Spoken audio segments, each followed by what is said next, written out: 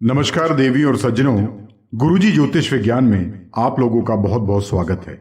आज के इस धारावाहिक में हम विचार करेंगे, हम जानेंगे महाकाली के बारे में।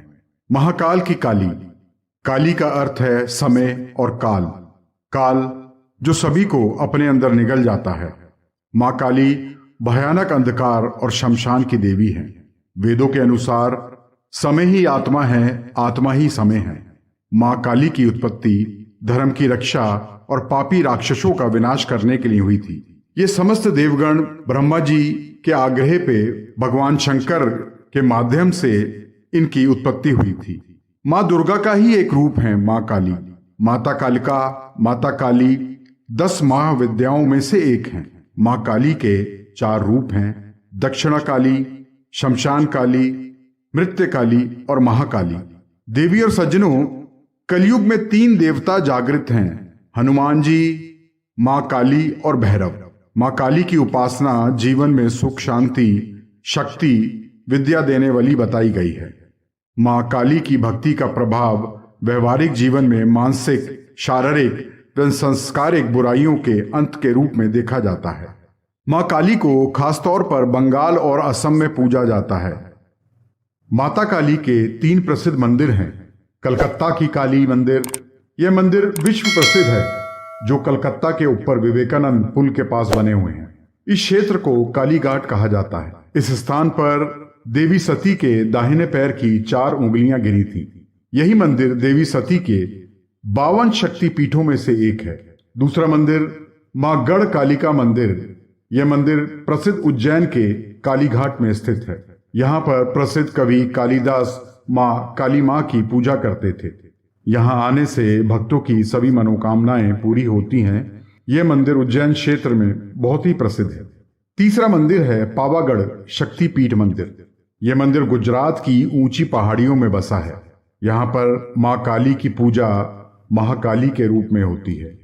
देवी और सज्जनों, माँ काली की पूजा के महत्व भी मैं आपको बताता हूँ। काली माँ के दरबार में जो एक बार चला जाता है तो आप समझिए उसका नाम पता अपने आप ही दर्ज हो जाता है।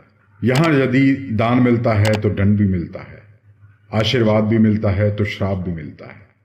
यदि आप काली माँ के दरबार में जाएं और जो वादा करके आएं उसे पूरा जरूर करें। जो भी मन्नत के बदले आपने माँ को वचन दिया है उसको जरूर पूरा कीजिए, वरना काली माँ रुष्ट हो जाती है। देवी और सज्जनों, आगे हम आपको बताते हैं कि कैसे काली माँ की उत्पत्ति हुई, कैसे वह इतने शक्तिशाली बनी, कैसे उनको भगवान शिव ने शांत किया और कैसे उनकी जीभा बाहर आई। देवी और सज्जनों, इन सबको जानने से पहले मैं आपको कुछ बताना चाहता हूँ। शास्त्र कहते हैं कि ईसा के सैकड़ों साल पहले से ही काली के स्वरूप की पूजा लोग करते थे। वह बुराई और बुराई की ताकतों का संहार करने वाली देवी हैं। ऐसी ताकत जो किसी भी बुरी ताकत को परास्त कर सकती हैं। स्वामी विवेकानंद और स्वामी रामकृष्ण परमहंस भी उनके परम उपासक थे। काली या काली माँ को कई नामों से बुलाया जाता था। वह सुंदरी रूप वाली भगवती, पार्वती का काला और बृहपद रूप थी। जैसा आप लोगों को बताया कि माँ काली की उत्पत्ति असुरों के संहार के लिए हुई थी। उनको खास तौर पर बंगाल, उड़ीसा और असम में पूजा जाता है। आपको हमने ये भी बताया कि कलकत्ता में बना दक्षिणेश्वर काली मंदिर, उससे जुड़ी हैं स्वामी विवेकानंद और स्वामी रामकृष्ण परमहंस और काली माँ को लेकर एक कहानी, जो आज से सिर्फ 165 साल पहले की है, जिसमें देवी के चमत्कार के बारे में बताया गया है। दक्षिणेश्वर काली मंदिर जो जान बाजार की रानी रासमणी ने बनवाया था। इस मंदिर में स्वामी विवेकानंद और स्वामी रामकृष्ण परमहंस भी आराधना करते थे। स्वामी रामकृष्ण परमहंस तो इस मंदिर के प्रधान पुरोहित रह चुके हैं। बात उन दिनों की है जब स्वामी विवेकानंद पढ़ाई कर रहे थे। वह एमए में थे। उन्हें तब नरेंद्र के नाम से जाना जाता था। वह काली माँ के परम उपासक थे और स्वामी परमहंस रामकृष्ण के प्रिय शिष्य थे। 1884 में स्वामी विवेकानंद के पिता का देहांत हो गया। परिवार आर्थिक तंगी से गुजरने लगा। तब स्वामी विवेकानंद पर नौकरी करने का दबाव पड़ने लगा। उन्होंने नौकरी तलाशने की कोशिश शुरू की, लेकिन बात नहीं बनती दिखी। एक दिन वे अपने गुरुदेव स्वामी रामकृष्ण परमहंस के पास पहुंचे और अपने परिवार के मुश्किल हालातों के बारे में उनको बताया और बोले कि गुरुदेव, इसका कोई रास्ता निकालिए। स्वामी रामकृष्ण परमहंस ने कहा, तुरंत मंदिर में जाओ और माँ काली के पास जाओ और जाकर के अपने परिवार की आर्थिक तंगी को दूर करने के लिए प्रार्थना करो। विवेकानंद माँ की मूर्ति के पास पहुंचे और उनके मार्त रूप को देख करके श्रद्धा से भर उठे। माँ से प्रार्थना करने लगे, माँ विवेक दो, वैराग्य दो और मुझे भक्ति दो। ऐसा कुछ करो कि रोज आपके दर्शन हो जाया करें। जब बाहर पहुंचे तो स्वामी रामकृष्ण परमहंस ने पूछा, क्या माँ से आर्थिक तंगी दूरी करने के लिए प्रार्थना करी? स्वामी विवेकानंद ने कहा, नहीं महाराज। रामकृष्ण हंस बोले, नहीं तो दोबारा जाओ, इस बार जाओ और उनको बताओ और प्रार्थना करो कि वे तुम्हारे परिवार की आर्थिक तंगी को दूर करें। लेकिन स्वामी विवेकानंद ने वही किया जो वो पहले करके आए थे। दूसरी बार भी वही हुआ जो पहले हुआ। तब रामकृष्ण हंस ने कहा कि मुझको ही तुम्हारे लिए कुछ करना पड़ेगा। उन्होंने स्वामी विवेकानंद को आशीष दिया और बोले कि तुम्हारे परिवार को कभी खाने और कपड़े की कमी नहीं महसूस होगी। स्वामी विवेकानंद जिंदगी भर माँ काली के परम उपासक बने रहे।